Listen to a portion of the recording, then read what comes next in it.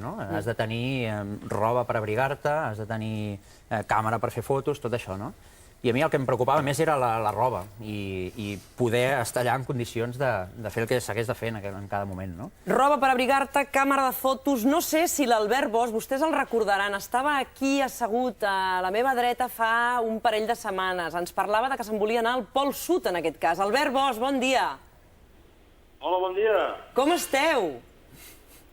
Home, doncs si diguéssim que estem bé, em sembla que t'enganyaríem. Escolta, Estem tocats en aquests moments, perquè estem tancats a la tenda des de fa 2 dies sense poder-nos moure en absolut, perquè fa moltíssim de vent. Fa molt vent i temperatures de quants graus sota zero? Calculem que devem estar... Bueno, a fora estem a entre 25 i 32 vam agafar ahir. Però el problema és el vent, que clar, la sensació tèrmica no la podem calcular, però crec que baixa per sota de 40 i hi hauria molt risc de congelacions si avancéssim amb aquestes condicions. Porteu ja quants dies? 3 dies d'expedició? 3, 4? Portem 4 dies i per això estem una mica preocupats, perquè només hem avançat 20 quilòmetres. 20 quilòmetres dels 1.200 que heu de fer?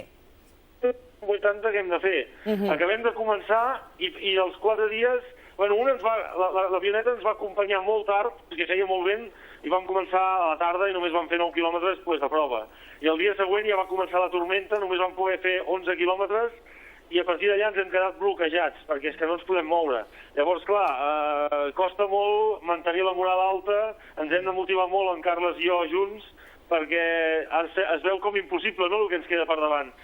La veritat és que si vinguessin dies de bon temps podríem avançar més ràpid, però avui mateix ara estem esmorzant en aquests moments i encara no sabem si podrem sortir o no, perquè hi ha una barreja de vent i neu, perquè està com tapat i està com... Ja veurem. I les previsions què indiquen pel que fa a aquest vent que bufa des de fa tants dies? Les previsions des de la base amb la que estem en contacte ens diuen que el vent ha de baixar durant el dia d'avui, però en canvi que es cobrirà de núvols i és possible que hi hagi 2 dies de nevades. O sigui, que ens canvien el foc per les flames, no? Ja. Però bueno, en aquests moments preferim neu que vent, està clar. Escolta, Albert, dius, ens hem d'autoestimular nosaltres dos aquí dins de la tenda, clar, i tantes hores, ja porteu 2 dies, què feu? Perquè psicològicament això també mereix molta preparació. Doncs la veritat, bueno, moltes converses. Mira, si voleu us passo el Carles. Sí, passa'm el Carles, perquè a més l'escolto perfectament, sembla que estigueu aquí al costat de casa. Sí, bueno, a vegades el satèl·lit sembla que parles una mica borratxo, però no us penseu que ens estimulem bevent whisky. No, és el fred, és el fred. Quan un té molt de fred també parla una mica així. Sí, però sobretot és el satèl·lit. Us passo el Carles, que li farà molta il·lusió parlar amb vosaltres, també. Molt bé. Carles. Hola, bon dia, com esteu? Què tal? Com estàs? Com estàs? Perquè us trobàvem a faltar. Avui ens acompanya aquí al plató dels matins el Toni Pou, que ell va viure una experiència semblant, en aquest cas, al Pol Nord, i ens estava parlant justament de les dificultats, de tot el material que un s'ha d'endur, i ara ens deia l'Albert que ho esteu passant força malament per aquestes condicions climatològiques tan dures, no? Sí, Déu-n'hi-do, Déu-n'hi-do. La veritat que ha sigut arribar i trobar-nos amb unes dificultats molt grans. El vent, sobretot, el vent, perquè portem 2 dies sitiats aquí dintre la tenda sense poder sortir. O sigui, només hem sortit a desenterrar una mica la tenda i bé, i aguantant aquí dintre. La veritat, a veure, aquí dintre és monotonia pura i dura, però vaja, aguantem i no estem malament del tot, però amb ganes de continuar avançant sempre que faci bon temps. Ara esmorzem i decidirem a veure què fem, si avancem o ens quedem aquí dintre la tenda. Clar, perquè quan dius avancem amb aquestes condicions, què podeu avançar? Com dius? No, que quan et planteges, després d'esmorzar, poder avançar una mica amb aquestes condicions que ara estàveu descrivint, de molt de vent, de molt de fred, quants metres, quants quilòmetres podeu avançar així? Potser podríem avançar 7 o 8 quilòmetres, o 9. Avui mateix? Com a molt, Clar. Avui mateix, sí. Avui mateix. Quan neu... El terreny és pujada, És una bestiesa, perquè vam sortir de l'abadia d'Hèrcules, que és a la plataforma de Rone, i fa una pujada com jo mai m'havia trobat, però sembla que a partir d'aquí el terreny ja no és tan... no té tant de pendent i sembla que sigui més planer. I quanta paciència tindreu, Carles? Perquè tu ja tenies experiència amb altres expedicions. Penseu resistir peti qui peti o us heu plantejat un marge d'uns dies i si no, doncs direu prou? Sí, no, evidentment, a veure, es tracta de sortir amb les màximes condicions, o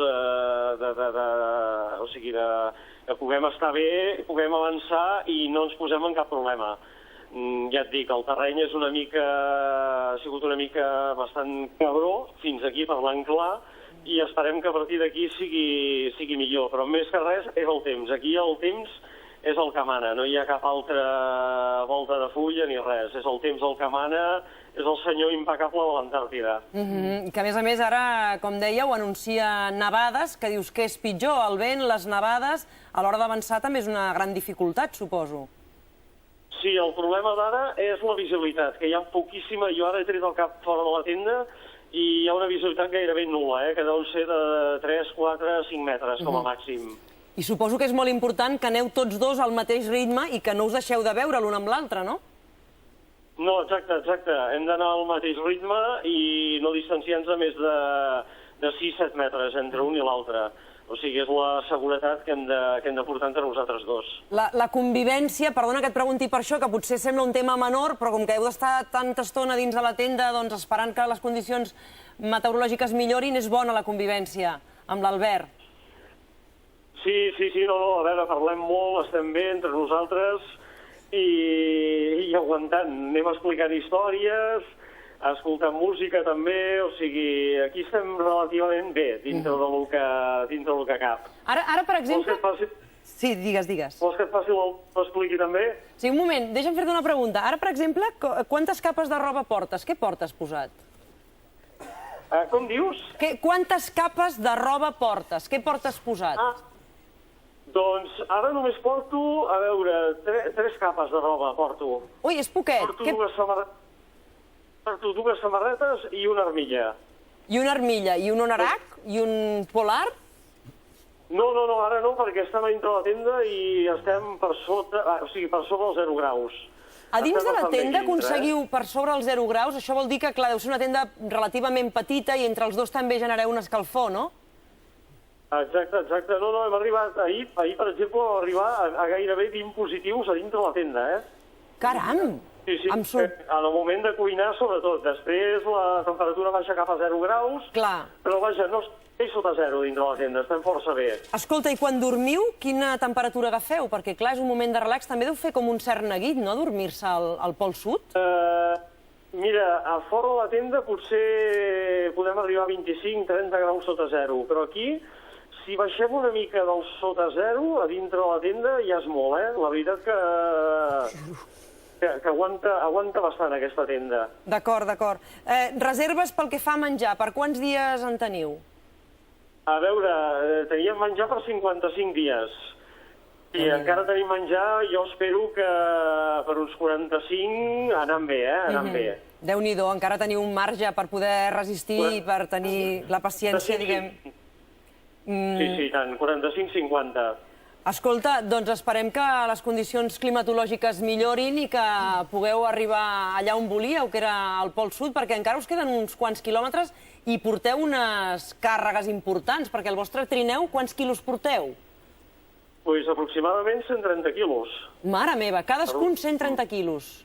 Sí, cadascú. I a més en pujada, I en pujada. Per això t'he dit que és duríssim, el terreny aquest. Clar, que la baixada també deu ser una mica perillosa, no? Perquè si agafes una mica de velocitat... Sí, el primer dia vam trobar una mica de baixada i la veritat que era una mica perillosa. Havíem d'agafar els trineus gairebé perquè si no s'embalaven una mica. Llavors el terreny es va fer planer i després ja pujada. Deia abans que ens acompanya avui aquí al plató el Toni Pou, que ell va fer en aquest cas una expedició semblant a la vostra, però en el Pol Nord. No sé si tu, Toni, els hi podries donar, ara que estan en un moment de crisi perquè les condicions meteorològiques són tan duríssimes i han hagut de passar 2 dies a dins de la tenda, els hi podries donar algun consell amb ells? Home, consell se'm fa molt difícil perquè jo no sóc un aventurer, jo vaig anar a fer... Era una expedició, però era més científica, no tan esportiva, no, diguem-ne, però bueno, des d'aquí els envio molts ànims i que resisteixin i tota la sort del món. Albert, Carles, suposo que les vostres famílies també us estan veient des de casa i teniu una bona oportunitat ara televisiva d'enviar-los una salutació. Sí, doncs mira, ara sóc l'Albert, el seguiment que ens fan, perquè aquí la diferència crea molt neguit. Nosaltres els dos hem fet molta muntanya. Sí. El neguit d'una expedició polar és que mai pots tirar avall. En una muntanya sempre pots dir, me'n vaig al Can Base, i allà estaré bé. Però aquí estàs aquí al mig penjat, amb solitud, amb immensitat absoluta, i clar, només pots esperar a poder avançar, perquè endavant o enrere gairebé és el mateix. Clar. I en el moment... Sí, en el moment t'anava a preguntar, Albert, que decidíssiu, per exemple, posar fi a aquesta travessia, hauríeu de fer una trucada i que us vinguessin a buscar, o com un torn enrere?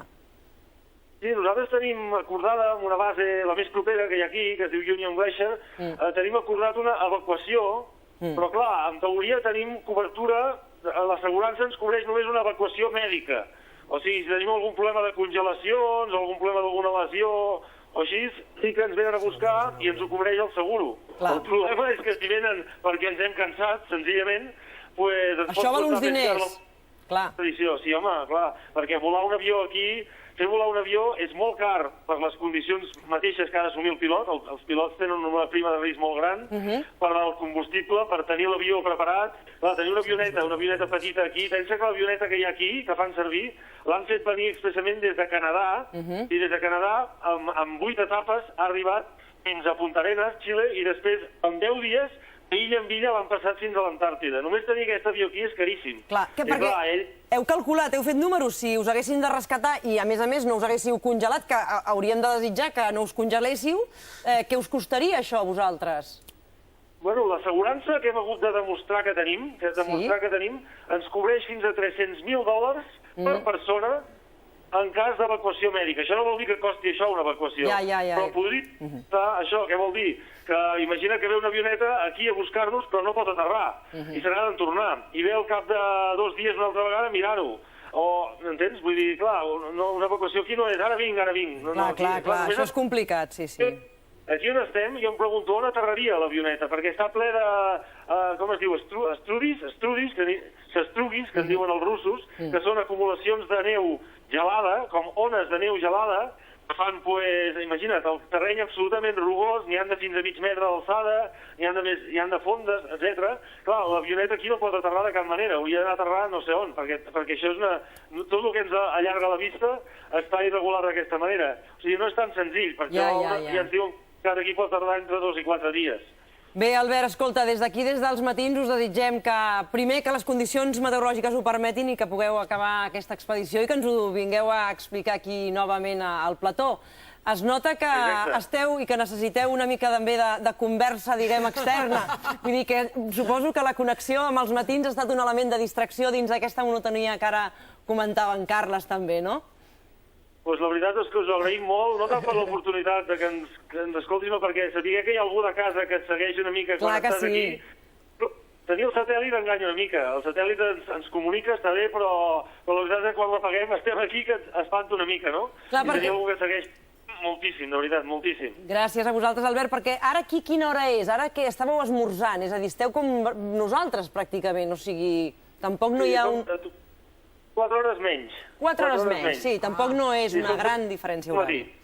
Molt bé, Albert. Vale, moltes gràcies i dormiu calentets. Això sí que ho farem i pensarem en vosaltres aquesta nit. Albert i Carles, moltíssimes gràcies per acompanyar-nos en aquesta, ni que sigui connexió telefònica, des del Pol Sud. Molta sort en el vostre viatge i en la vostra travessia. Us ho diem de tot cor. Gràcies, bona tarda.